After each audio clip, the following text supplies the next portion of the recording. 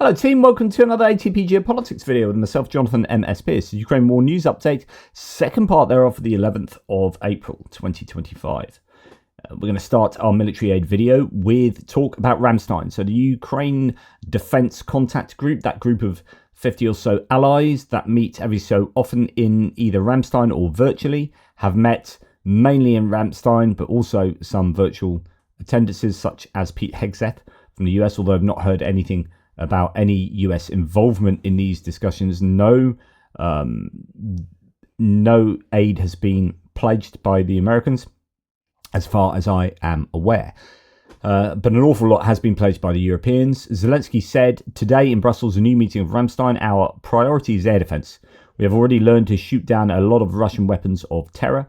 We only need to cover the deficit of air defense systems so that our sky defense becomes stronger. Of course, that's going to depend to some large degree even, on Patriot systems and interceptors. So not just the systems, they do need the missiles, of course, as well. At today's Ramstein, Ukraine was announced to receive 21 billion euros in aid. I think that was $23.8 billion. And this is a record support, according to the British Defence Minister or the Secretary of Defence, John Healey. It's not yet clear whether that was new or old altogether, but there is a useful summary here. We'll start with this, but we'll go into a bit more detail, and I'll probably repeat myself on some of these. So, Germans will transfer 4 IRIS-T air defence systems, 300 interceptor missiles for them, 30 Patriot missiles, that's super important, 15 Leopard 1 tanks, 25 Marder combat vehicles, and an additional 100,000 shells. The British will provide £450 million in aid, hundreds of thousands of drones, radar systems and repairs to previously provided equipment. The Norwegians will provide £100 million to finance the aid package announced by the UK. Also announced £1 billion worth in aid, including for ammunition and air defence missiles. Air defence systems and missile defence. The Belgians have allocated a package of €1 billion, which we heard about previously. We don't know the details of that, though, I have to say. They're also going to get 2 F-16s used for spare parts this year and another 2 next year. The Danish have announced the 25th aid package worth almost €900 million. Phenomenal. Lithuania plans to allocate €20 million for the purchase of ammunition. Estonia will provide 10,000 shells as well as dry rations. The Netherlands will allocate €150 million to strengthen air defence. And another important result of the meeting is the creation of an electronic warfare coalition under the leadership of Germany. We're going to go through Germany. In fact, let's go to Germany next, I think. Yeah, we'll do Germany because there's quite a bit to be said about Germany. A few things that's going on with regard to who are now arguably the most important aid nation, most important ally possibly to Ukraine, you could argue, with the US sort of stopping any further aid packages. Of course, it's always interesting to wonder what they still do on just a continual basis. So yeah, radar and satellite and all these services that they provide that help with intelligence that I keep talking about as being absolutely crucial, and that's why Ukraine is still somewhat beholden to the United States. They are still doing stuff, of course. It's not like they completely turned off aid, but that's what makes them such a contradiction, and I think it's really interesting. A slight sidebar here, but there was an American commander, some kind of officer, that just got into trouble because he declared that Denmark were a decent ally of the US, and that JD Vance and his statements on Greenland don't really accord with what the people at Pituffik Space Base and Air Base think in Greenland, and so on and so forth. What I'm trying to say is, and I've talked about this before and said I bet this is happening, is there's a divergence between core military staff and the political choices, such as Pete Hegseth and whatnot, who actually like in a different administration, if Pete Hegseth was in charge of the DoD, as ill-suited as he is, I think would have been far more aligned to the general position of the American military. But now with the bizarre Trump administration and your Tucker Carlsons and David Saxes of the world that are adjacent, you've got your Elon Musk that's kind of in the middle, but not, and so on and so forth. And then you got Stephen Miller, Vought, a whole bunch of people who just are wrong-headed about international geopolitics and other nations. They are diverging away from what the DoD know is the truth. And the DoD, you're going to have admirals and commander generals and so on and so forth. People sitting there going, I can't believe what the administration is saying because this is just completely wrong. And then having that tension of like the politicians saying things that are completely antithetical to the position of the armed forces and what they've been fighting against for the last however many decades. These people fighting their lives in the intelligence services, just Army, Air Force, whatever, just knowingly going about their work under the fact that Russia have been the bad guys, right? And now it all seems to have changed. So I find it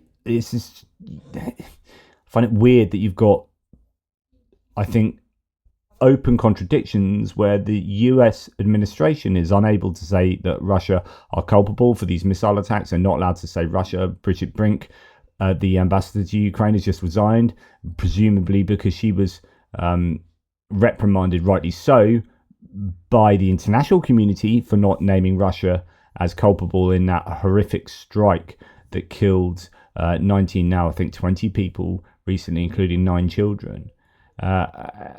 She didn't mention Russia, then got told off, and then came out and said something to the effect that it was Russia, obviously, and then has now resigned or was pushed or whatever. So you've got the Americans, then going back to my original point, you've got Americans providing satellite information and intelligence that's integral in target acquisition, and they're going about doing their daily stuff. And you've got people training, I presume still training Ukrainians on F-16s. And then the rhetoric coming from right at the top is bonkers and kind of anti-Ukraine. That tension that exists, most of the people on the ground are going to be knowing exactly who the bad guys are still. And yet they're listening to these people at the top sound off like a bunch of idiots. We also hear that Boris Pistorius will stay on, and I was wondering if this would happen, and I'm thankful that it is happening. I wonder if he would be made vice as well. I don't know if that's possible, but anyway, we've got Friedrich Merz from the CDU becoming the new chancellor soon. They're forming a coalition. I think they're putting the final pieces together with that. They've already got it done. And Boris Pistorius looks like he will stay on as the in charge of the MOD, the defense secretary there. Brilliant news, because they need that consistency, and it is also really good at that. Germany announced the creation of an electronic warfare coalition, as we heard. Boris Pistorius said 10 other nations are interested in supporting the initiative, but Germany's defense minister said they could not deliver any more Patriot air defense systems as they're waiting on new deliveries themselves. And that electronic warfare coalition has been created, which is aimed at supporting Ukraine in the terms of procurement of equipment, education and training of specialists, and development of policies and doctrines in the field of electronic warfare. Of course, the Ukrainians can probably teach everyone else in the world more about electronic warfare than they can to the Ukrainians. So, although having said that, this is one of those areas where there is a lot of equipment out there and a lot of tech and knowledge that isn't being passed to Ukraine, because that's that kind of asymmetry that certainly, particularly the US, that knowledge base is not something they want to share, because that really keeps them ahead of the curve. So even though this is the one area where Ukraine's been most desperate, it's the one area where people seem very, very cautious in giving away their secrets. Now, Germany, as we've heard, are giving away quite a lot of stuff. There's a list of it there. I'm actually going to go to Germany to Ukraine because, as we know, if you really want to get a sense of what a bratwurst is like, you've got to go to Germany and have the bratwurst and eat it and go, yeah, got it from the source. So we're going to go to Germany to Ukraine because he explains these things very well and in detail, and you kind of know that it's going to be accurate. The German MOD has just announced a new military aid package to support Ukraine. This will be financed with the over 11 billion euros that were approved in March for support until 2029. So again, what you hear about 21 billion pounds or euros, sorry, of aid going to Ukraine from the Ramstein meeting, a lot of this will be already announced in one form or another. So in this package, 4 IRIS-T SAM systems, so it's a mixture of the medium and the short range ones, 300 missiles for those IRIS-T, 30 MIM-104 Patriot missiles, 300 reconnaissance drones, 120 man-pads, man-portable air defense systems, like you can see in that picture on the top left there, 25 Marder 1A3 infantry fighting vehicles, 15 Leopard 1A5 main battle tanks. These are being done up from, got them from various places. I can't remember where those particular ones are from. 14 artillery systems. I'm interested to know what they are, whether they are just howitzers or Panzerhaubitze 2000s or RCH 155s. That would be very good. 100 ground surveillance radars, 130,000 155mm shells. German MOD announced also that further agreements are currently being made regarding the delivery of additional IRIS-T systems in the coming years. The delivery of the 1,100 ground surveillance radars is also on the cards. Wow, 1,100 ground radars. Look at that setup there with the air defense, and it looks like radars on the same. Don't go and shoot your own radar. That'd be ridiculous. Anywho, moving on. He said that it was in the press release, the German MOD stated that the funds will be used to procure air defense systems with different ranges. This clearly indicates that the 4 IRIS-T SAM systems could actually be only 2 IRIS-T SLM fire units and 4 IRIS-T SLS, so 2 medium range and 4 short range, for example. According to the German Minister of Defense Boris Pistorius, the 30 Patriot missiles come from the Bundeswehr stocks, so the German army stocks, and have already been delivered. Germany has also found another capability coalition, electromagnetic combat, to support Ukraine, founded, as we already know, and 10 partner countries are currently joined. So good news there. Then we come on to the news that Rheinmetall, the German defense manufacturer, is really, really ramping up their production. Indeed, they've ramped up artillery, 155mm artillery production, will have by 2027. I'm not sure when that is, but in 2027, exactly like beginning or end, that's a whole year's difference. They plan to have increased artillery ammunition production 15-fold. I think that works out 70,000 to 1.1 million. Absolutely incredible. Tank ammo 60,000 to 240,000. Medium caliber stuff, probably Gepard there or similar, 1 million to 3.4 million. And then propellants 5,000 tons to 12,000 tons. It's absolutely incredible. These guys are so important for the war in Ukraine, but also I think for European security. Okay, the Dolinska community and the utility company Obvodkanal, Zaporizhzhia Oblast, have received 2 backhoe loaders from the German Society for International Cooperation, or GIZ, with funding from the German government. Good stuff. They need all the help they can get, the Ukrainians, in terms of all sorts of equipment, right? We saw a brilliant provision of lots of fire equipment from the British yesterday that I reported on. And again, the Germans here with Germany to Ukraine stating during a visit by the German ambassador to Ukraine, Martin Jaeger, to the 10th Separate Operation Response Detachment Dozer of the State Border Guard Service of Ukraine, 4 transit vehicles, the Vector eVTOL and the drones and Boomeranger speedboats financed by Germany were handed over. So there's your Vector drone. There are some Ford Transits, probably to use those drones as part of the drone units. At least a boat there, and then handing over. Now, That wasn't the guy I spoke to, was it? He was a drone unit guy at the NAFO. I handed over a NAFO truck. Interesting. Anywho, yes. So I forget what I was going to say now. Oh, that was it.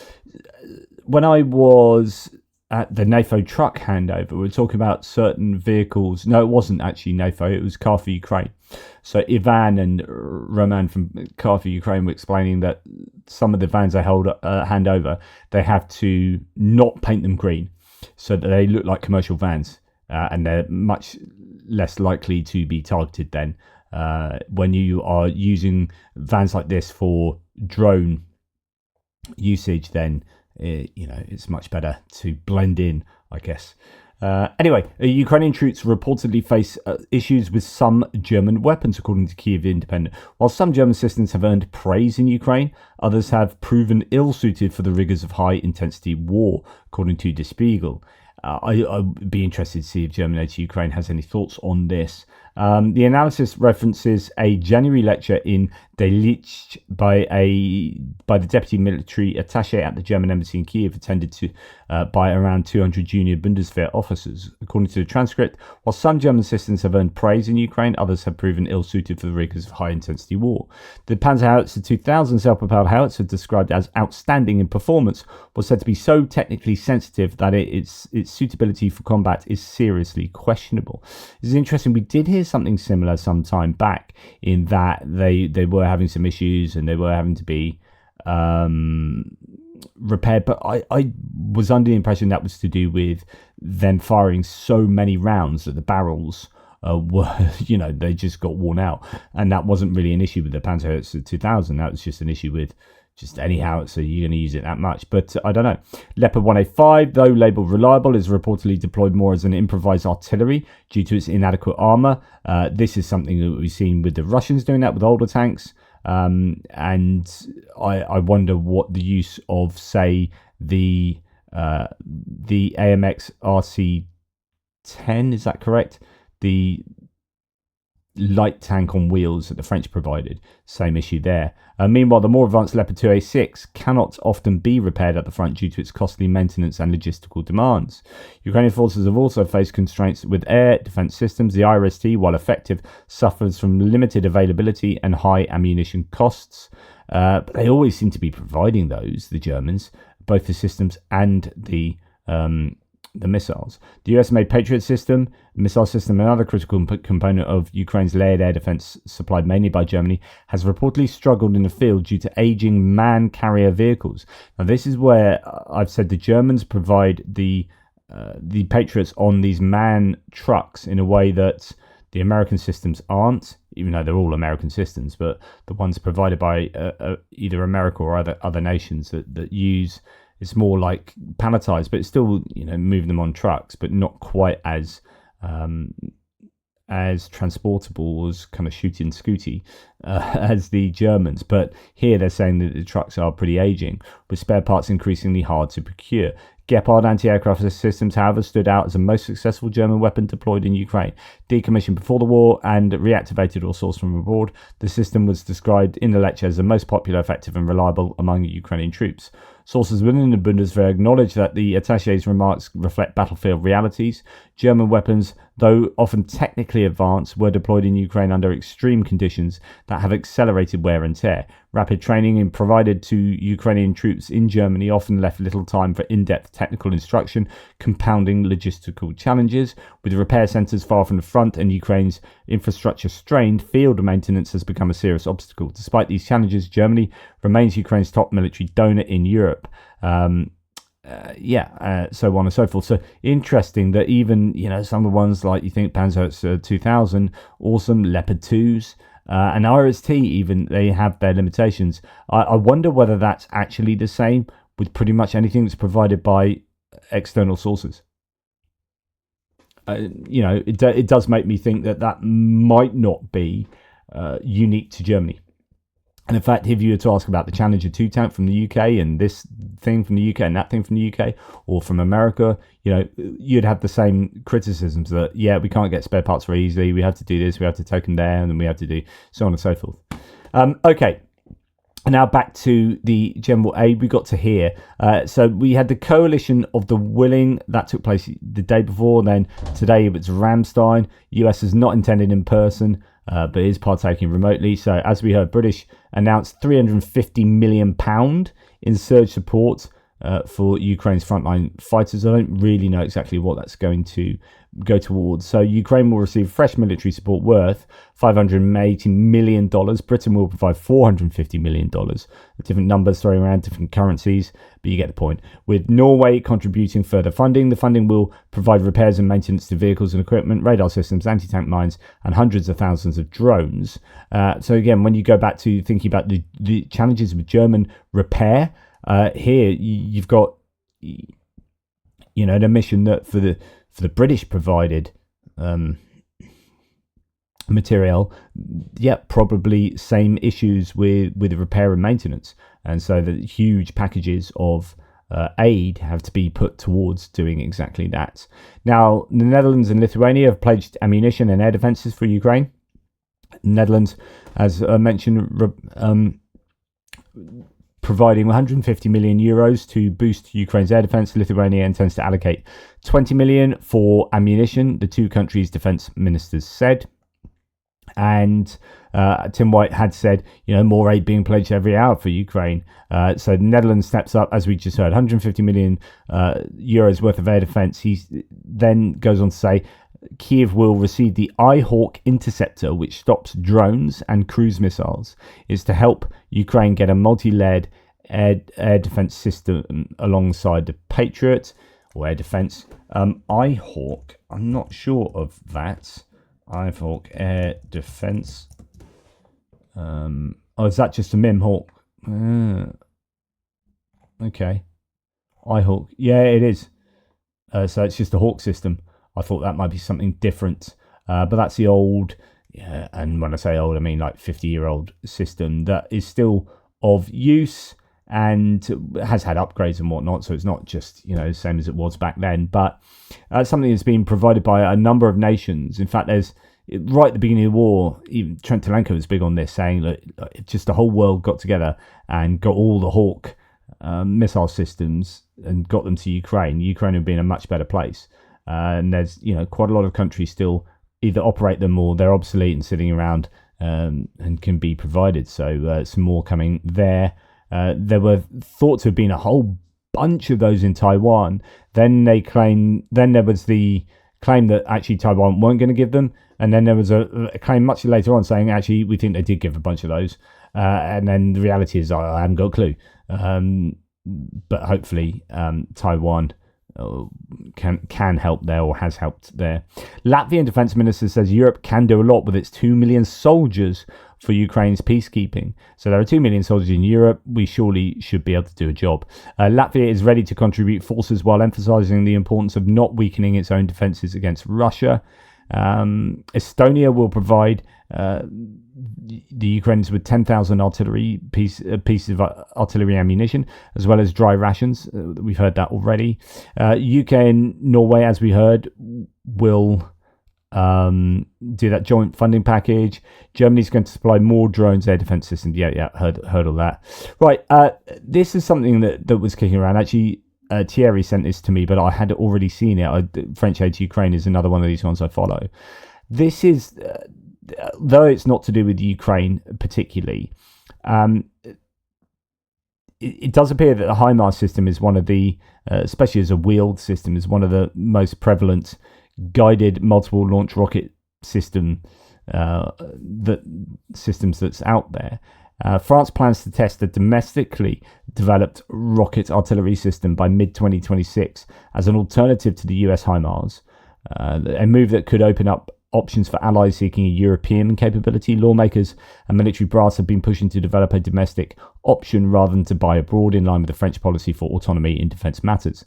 Safran and MBDA said their rocket artillery system, dubbed Thundert, is based on mature and mastered subsystems, and an initial operational capability could be produced before 2030. Still quite a long way away. Safran and MBDA said the geopolitical context and changing artillery requirements reinforce the interest of a sovereign solution for France in particular, but also for other European countries, with Thundart the only rocket artillery system designed and built in Europe free of US arms trade restrictions, with independent manufacturing that provides control over the production pace. So on and so forth. But yeah, so that could be on the way imminently. I say imminently, but they could have a working model in a year or so. Ukraine launches its own production of Starlink and a Starlink analog, according to the optimistic scenario. In 6 months, Ukrainian company Stetman plans to launch production with a capacity of 2,000 to 10,000 terminals per month. But the thing is, I wonder with this is, what are they using? What satellites are they using there? Because all of these systems depend on the satellites, and they're obviously not launching their own satellites. As someone said, basically Ukraine signed a license deal to build satellite terminals, probably for connection to Eutelsat, although they claim they can make the terminals work with Starlink. So I wonder how that works. Whether is that a cheeky bit of piracy, or is there anything that can stop satellites from being, used by other systems? I don't know. It says actually freeing themselves completely from Starlink dependency is years and years away at best. Right, yeah. So I'd like to know more details about that. But anyway, that is out there. Here we have the CB-90, so that's a combat boat 90. It's now been spotted with marine camouflage. Actually, a few of these, that you can see them there. Well, actually, those are two separate boats. But yeah, CB-90 doing a job on the western side of the Black Sea for the Ukrainians with a marine camouflage pattern there. It's encouraging. So this is Kyiv Independent. It's encouraging that Europe has finally woken up to the Russian threat and developed a credible medium-term defence strategy, but the bloc may not have as much time to prepare as it would like, writes Anastasia Fedik, Yuri Gorodnichenko and Yona Sologub in their op-ed there. 5 key steps for Europe to bolster defence against Russia, an opinion piece. So what are these 5? So perhaps the most important question concerns funding. 1/4 of the 800 billion euros that the Commission wants to mobilise can be obtained immediately by exchanging frozen Russian assets, 90 of which are in cash for EU bonds. That's an interesting idea. Yeah, I quite like that. I have to think about that. Given the reluctance of some member states to seize Russian state assets, exchanging them for, say, 20-year zero-interest bonds could be a politically palatable compromise. Interesting. What's the second step? While information and soft power threats may be less tangible than the cyber threats that the Commission's plan rightly emphasises, they're just as dangerous and must be addressed. Prime example is the rising popularity of the far-right and far-left populist forces supported by the Russian and Chinese influence operations on TikTok and other social media platforms. These political parties often promote the Kremlin's agenda, including ending support for Ukraine. So that is that. Freedom of speech, always going to be in that argument, isn't it? What else? Can counter populism by improving outcomes for European workers and economies, political security and stability and economic stability, to fend off radical populist movements that generally align themselves against nations against a war that seeks to defend democracy and freedom for Europe. For some reason, radical populist movements seem to want to align themselves with, other radicals like Putin. Lastly, the EU should use options other than hard force to mitigate the strategic threat posed by Russia. For example, EU leaders could discreetly assure the leaders of nations currently occupied by Russia of the bloc's recognition of them as independent states.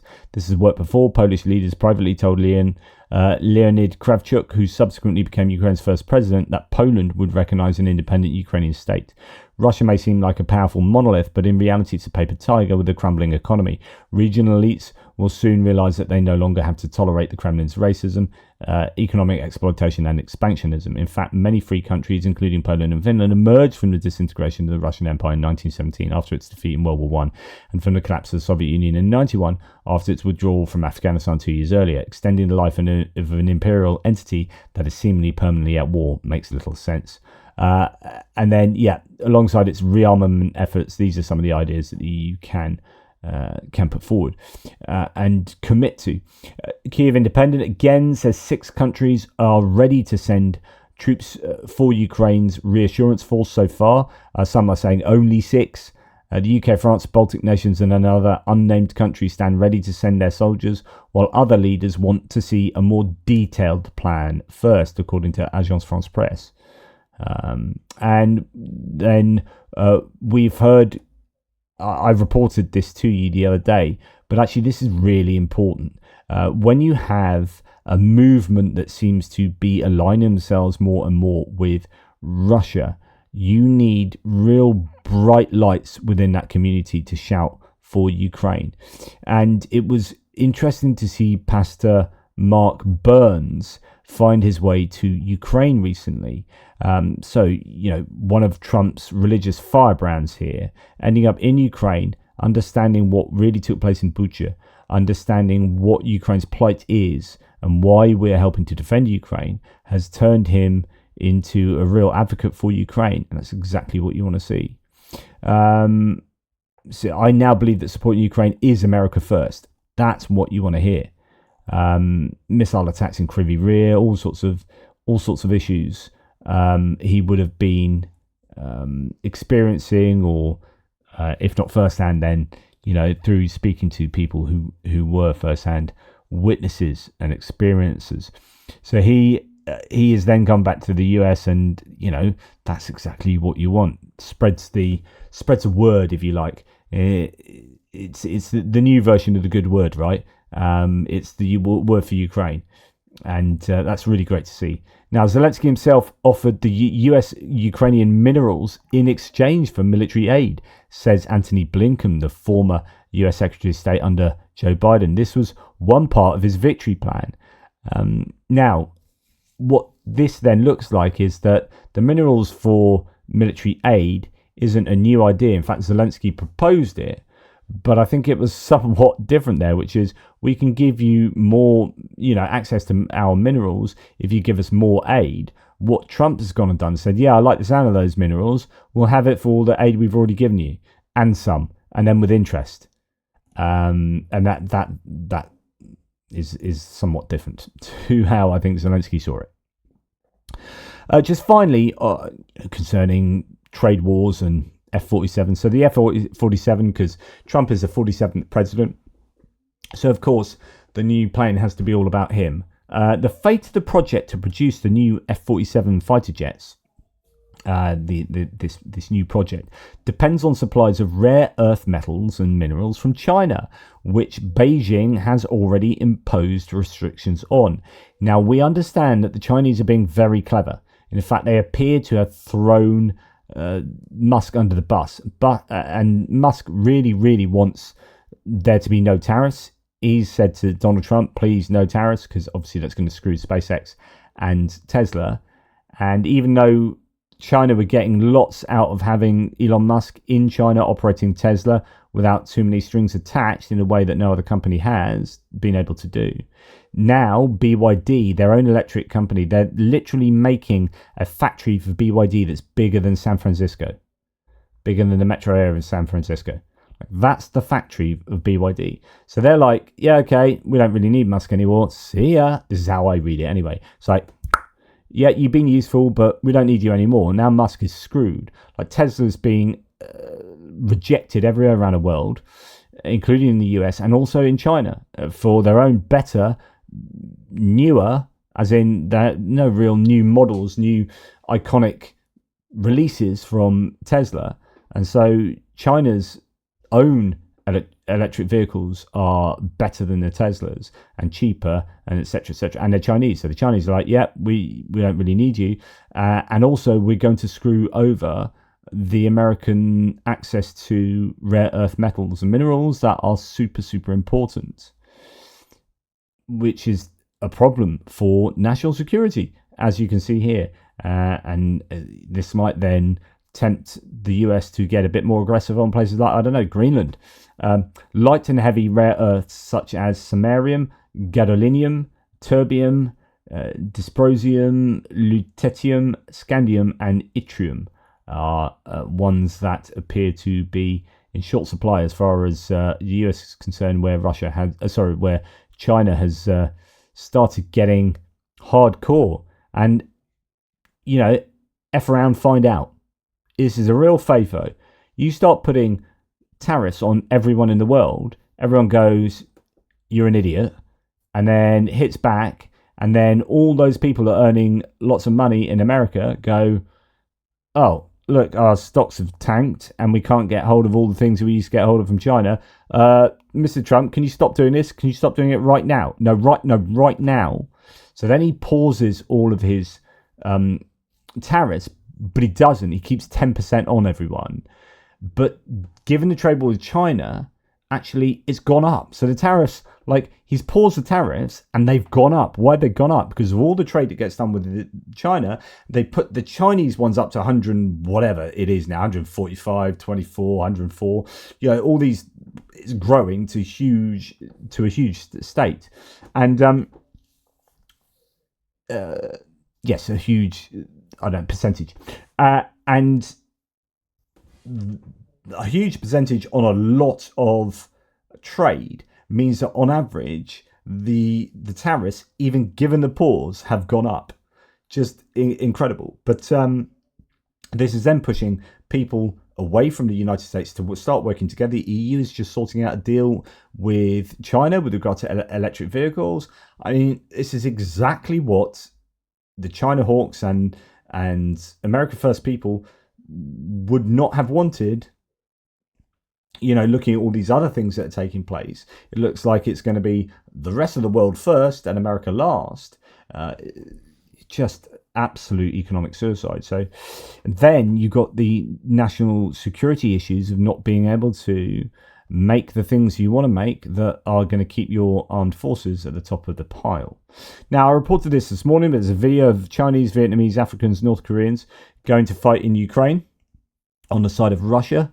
What is being done about this, I don't know, but this is a challenge that Ukrainians have, that the Russians have no compunction in just sweeping up anyone from around the world and throwing them into the meat grinder and then not having to pay compensation when they die, which they do with their own indigenous population. So there's a real advantage for them using, I think, foreign fighters. Just give them the guns, tell them to run at that trench line, and if they die, they die. Just get some more in and throw them in. And eventually we'll take more and more land. And then again, as I reported in my first video of the day, the Russians appear to be going on assaults using not just Bukankas and Zhigulis, these older vehicles, but also now there's evidence they're using a Gaz-69 Kozlik. In the USSR, such vehicles were produced from 1953 to 1973. That's been not geolocated, but that's material located. Or identified by some in the OSINT community, showing that they are using proper old vehicles. And of course, you would only do this if you had to. So they clearly have to. They're clearly in a bit of a material crisis, I would argue.